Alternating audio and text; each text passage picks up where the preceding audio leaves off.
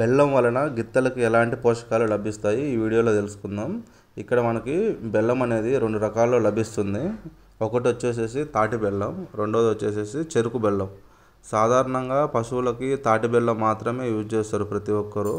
ఈ బెల్లం పాలపళ్ళ తోటల దగ్గర నుంచి పాడి పశువులు అంటే వ్యవసాయం చేసేయైనా, పందెం ఫీల్డ్లో అయినా వేటికైనా యూజ్ చేసుకోవచ్చు, ఎలాంటి తప్పులేదు. మరి బెల్లం వలన ఉపయోగాలు తెలుసుకుందాము రండి. ఇందులో మంచి న్యూట్రిషన్ ఉంటాయి బెల్లంలో. బాడీలోని ఎక్స్టర్నల్ ఫ్యాట్ని రిమూవ్ చేసేస్తుంది బెల్లం అనేది. అదేవిధంగా డైజెషన్ సిస్టము హెల్తీగా వర్క్ చేస్తుంది. మళ్ళీ బ్లడ్ని ప్యూరిఫైర్ చేస్తుంది బెల్లం. అంటే బెల్లం అంటే కొన్ని గిత్తలకి డైరెక్ట్ బెల్లం పెడితే హీట్ చేస్తుంది. అలాంటి వాటికి ఏం చేయాలంటే బెల్లాన్ని కొంచెం వాటర్లో నానబెట్టేసేసి ఆ బెల్లం నీళ్ళు తాగిస్తే ఇంకా చాలా బాగా యూజ్ ఉంటుంది. అదేవిధంగా ఈ బెల్లం వాటర్ అనేటివి లివర్ని మంచి ప్యూరిఫైర్ చేసి లివర్ డిటాక్స్ ఏమన్నా ఉంటే తీసేస్తాయి. మళ్ళీ ఇంకొకటి ఇమ్యూనిటీని బూస్ట్ చేస్తుంది. స్కిన్ ర్యాషెస్ వస్తాయి కొన్ని గిత్తలకి, ఎలర్జీ లాంటివి. స్కిన్కి సంబంధించిన ప్రాబ్లమ్స్ రాకుండా ఈ బెల్లం వాటర్ అనేది చాలా బాగా యూజ్ అవుతుంది గిత్తలకి. స్కిన్ని హెల్తీగా ఉంచుతుంది ఈ బెల్లం వాటర్ అనేటివి. మెయిన్గా ఇన్స్టెంట్ ఎనర్జీ లభిస్తుంటుంది.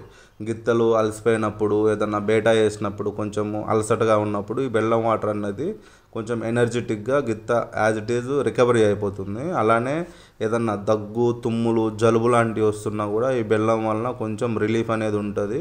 అలానే మెయిన్గా గిత్తలకి ఆఫ్టర్ బేటా లేదా ప్రాక్టీస్ తర్వాత కొన్ని సందర్భాల్లో బాడీ టెంపరేచర్ అనేది హీట్గా ఉంటుంది. ఈ బెల్లం వాటర్ ఏం చేస్తాయి, ఆ బాడీ టెంపరేచర్ని కంట్రోల్లో ఉంచుతాయి.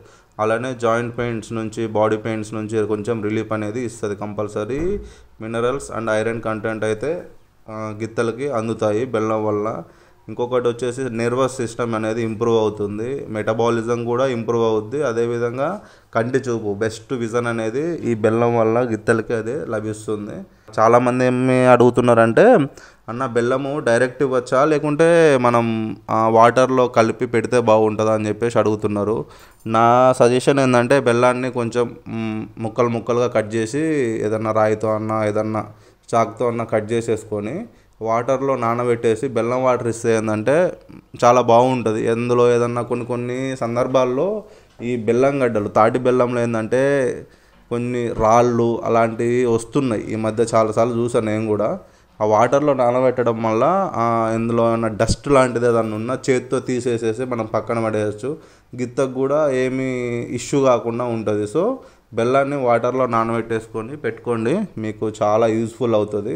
చాలామంది అడగడం వల్ల ఈ వీడియో అయితే చేశాను నేను.